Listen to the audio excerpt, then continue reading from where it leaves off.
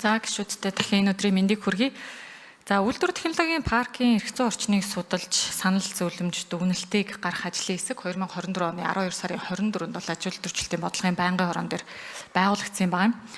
За энэ хүрээнд бол одоо ажлын хэсгийн гишүүд идэвхтэй үйл ажиллагаа бол явуулж байна. Гэхдээ 2025 оны 6 сарын 10-ны өдөр үйлдвэр технологийн паркийн 2 дахь удаага зохион байгуулагдж байгаа форум болоод өндөрлсөн. Энэ хүрээнд бол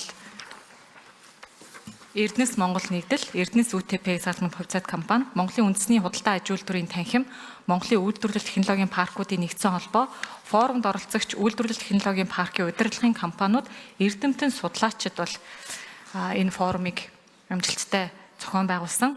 Мөн мэрэгжил арга зүйн зөвлөгөөг аж үйлдвэрчлэлийн бодлогын байнгын орооны ажлын албаны хамт олон бас үзүүлж ийм нэгэн форумыг бол 2 дахь удаа амжилттай зохион байгуулсан байгаа. Тэгэхээр ажлын хэсгийн нэгдсэн дүгнэлт хэдий гарах арай болоогүй байгаа боловч яг энэ форумтой холбоотойгоор гарсан санал зөвлөмжийг шинээр эмхлэгдэн байгуулагдсан засгийн газар руу өгч байх нь зөв юм а гэдэг хүрээнд энэ форумаас гарсан нэгдсэн дүгнэлтийг санал зөвлөмж өнөөдөр танилцуулах тогтоолын хүрээнд бүх санал зөвлөмжийг хавсаргаад засгийн газарт хүргүүлэх ийм тогтоолын төслийг бол бэлдсэн байгаамаа. Тэгэхээр өнөөдөр байнгын орооны гишүүдтэй засгийн газарт чиглэл өгөх энэ тогтоолын төслийг уншиж танилцуулъя. Тэгээд тогтоолын төсөлтэй холбоотой саналуудаа асуугаарай. Энэ ажлын хэсэгт одоо бүх талаар дэмжиж оролцож байгаа үйлдвэр технологийн парктай холбоотой идэвхтэй ажилдаг одоо байгууллагын төлөөлөл өнөөдөр ирсэн байна.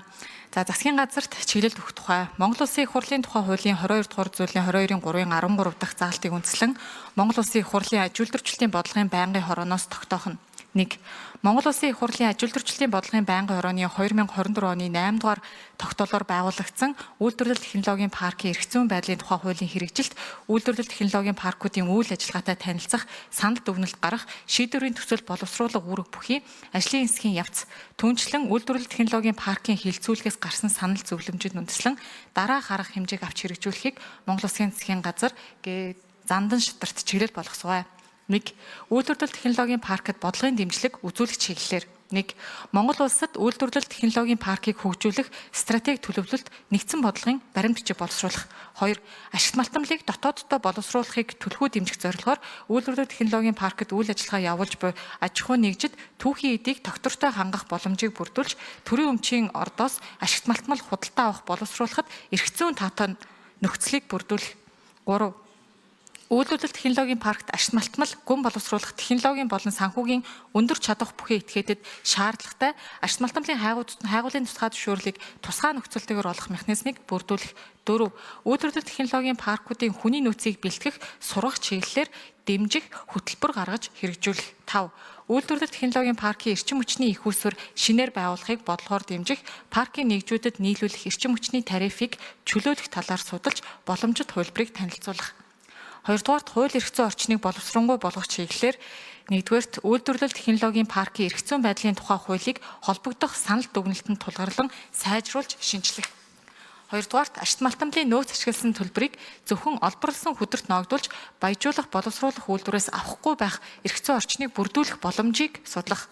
3-дугаарт үйлдвэрлэл технологийн паркийн нэгжид төрөөс үзүүлэх татврын дэмжлэгүүдийг холбогдох санал дүгнэлтэнд тулгуурлан илүү сайжруулж боловсронгуй болгох. 4-дүгээрт үйлдвэрлэл технологийн паркт үйл ажиллагаа явуулах нэгжүүдээс төрөөс тавигдах шаардлага нь бусад аж ахуй нэгжүүдэд тавигдах нийтлэг шаардлагаас өндөрвүү байх эсвэл илүү таатай нөхцөлийг бүрдүүлэхээ. 2. Энэ тогтоолын биелэлтийг Монгол Улсын их хурлын аж үйлдвэрчлэлийн бодлогын байнгын хороонд 2025 оны намрын ээлжид чуулганы хугацаанд танилцуулахыг Монгол Улсын засгийн газар зандан шатарт үүрэг болгосугаа. 3. Энэ тогтоолын хэрэгжилтэд хяналт тавьж ажиллахыг Монгол Улсын их хурлын аж үйлдвэрчлэлийн бодлогын байнгын ороо Исканбаатарт даалгасугаа. Аж үйлдвэрчлэлийн бодлогын байнгын орооны дарга Исканбаатар гэсэн ийм тогтоолын төслийг боловсруулад танилцуулж байна. За энэ үйлдвэр технологийн паркийн форумд аж үйлдвэрчлэлийн бодлогын байнгын орооны ажлын алба болон Ганбаатар дарга бүтэн хагас өдөр бүтэн байж холбогдох санал дүгнэлтийг бол сонсож оролцсонд талархал илэрхийлэх ажлын хэсгийн гишүүдийн өмнөөс талархал илэрхийлэх нь зүйтэй гэж үзэж байна. мөн холбогдох хилцүүлгүүдийг ахалж ажилласан Лувсан Жамц гишүүн, Үрийн Туяа гишүүн, Очрот гишүүн, Бадамсүрэн гишүүн, Золжаргал гишүүн, мөн Цэнгүүн гишүүнээр бас энэ хилцүүлэгт оролцсон байгаа. Тэгээ та бүхэндээ талархал илэрхийлье. За болдгийн